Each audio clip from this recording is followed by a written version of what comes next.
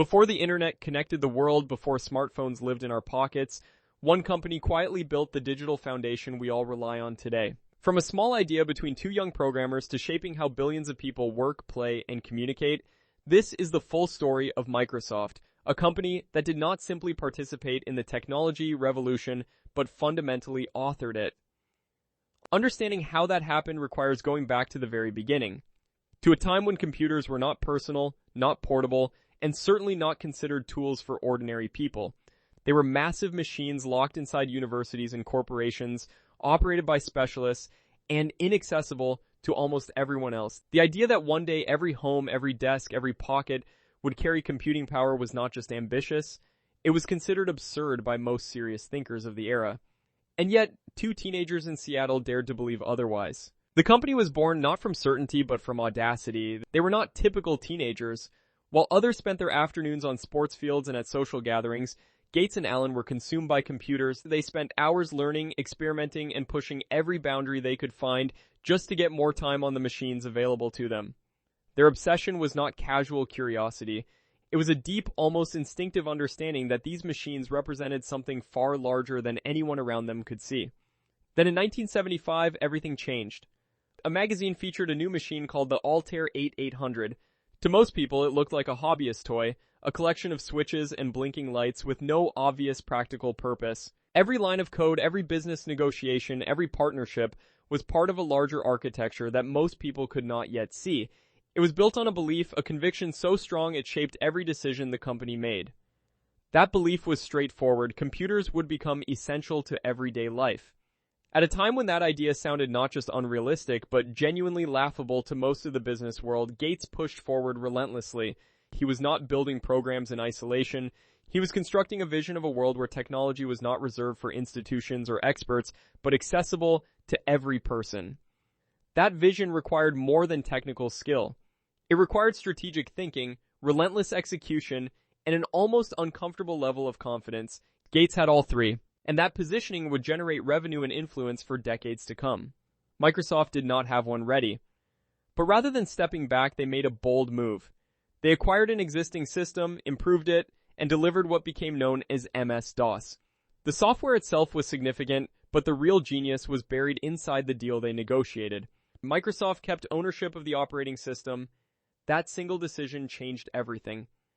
Because they retained the rights, they could license MS-DOS to other manufacturers, not just IBM. Instead of being permanently tied to one machine or one company, Microsoft became the backbone of an entire industry.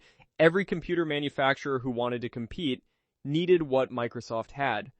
The company had not just sold a product, they had positioned themselves at the center of a rapidly expanding ecosystem. In 1985, Microsoft introduced Windows, a graphical interface that sat on top of DOS, and gave users a visual way to interact with their computers. At first, it struggled to gain traction, critics were skeptical, and adoption was slow. But Microsoft did not stop. They refined the system, improved its performance, and expanded its capabilities with each new version. Then came 1995, and Windows 95 launched and changed everything. The Start button, the taskbar, the intuitive design that made computing feel approachable to people who had never touched a keyboard before. It became a cultural moment, not just a software release. Lines formed outside stores, news programs covered the launch. Then came Windows XP, stable and reliable, loved by users and businesses worldwide for years beyond its expected lifespan. And today, Windows 11 continues that evolution, incorporating modern design principles and deep cloud integration, proving that the platform Gates and Allen built on a foundation of ambition remains central to how the world computes. They had built the language of modern work, and they wanted to be inside your entire workflow. With Microsoft Office, they built a suite of tools that became the global standard for professional productivity. Word for writing, Excel for data, PowerPoint for presentations. These were not simply programs people chose to use. They became essential skills listed on resumes, taught in schools, and required by employers across every industry imaginable. Entire economies ran on Microsoft software. If you worked in an office, studied at a university, or created anything that needed to be shared professionally, you were almost certainly using Microsoft. That level of integration into daily professional life created something more powerful than market share. As the internet exploded into public consciousness during the 1990s, Microsoft moved fast to establish dominance in that new frontier as well, and they launched Internet Explorer and bundled it directly with Windows, which gave them an immediate and overwhelming share of the browser market. But success at that scale came with serious consequences. The United States government accused Microsoft of monopolistic behavior, arguing that bundling Internet Explorer with Windows unfairly crushed competition. The antitrust lawsuits that followed were among the most significant legal battles in the history of the technology industry. For the first time, Microsoft was not just leading the industry, they were being challenged by it, scrutinized by regulators, and forced to defend practices that had previously gone unquestioned. The legal battles reshaped how the company operated and sent a signal to the broader technology world that scale and dominance carried responsibilities that could not be ignored. For observers who had watched the company dominate for decades, it was a jarring sight. In 2001, they entered the gaming industry with the launch of Xbox, competing directly against established giants who had dominated that space for years. Over time, they built a massive gaming ecosystem that included hardware, online services, and eventually one of the largest game subscription platforms in the world. They also launched Surface devices, products that blended hardware and software into a single seamless experience. Not every move worked perfectly, there were stumbles and missteps along the way, but the company kept pushing forward, refusing to accept that their relevance was limited to the markets they had already conquered. Then came the smartphone era, and for a moment the giant appeared to lose its footing. While Apple and Google surged ahead with mobile platforms that redefined personal computing, Microsoft struggled to find its place. Key opportunities were missed, the mobile moment passed largely without them. In 2014, everything changed with the arrival of a new chief executive officer, Satya Nadella. He brought with him a fundamentally different philosophy. Where previous leadership had focused on dominance and control, Nadella emphasized innovation, collaboration, and humility. Cloud computing became the central priority under his direction. With Azure, Microsoft built one of the most powerful cloud platforms on the planet, powering businesses, applications, and digital infrastructure across every continent.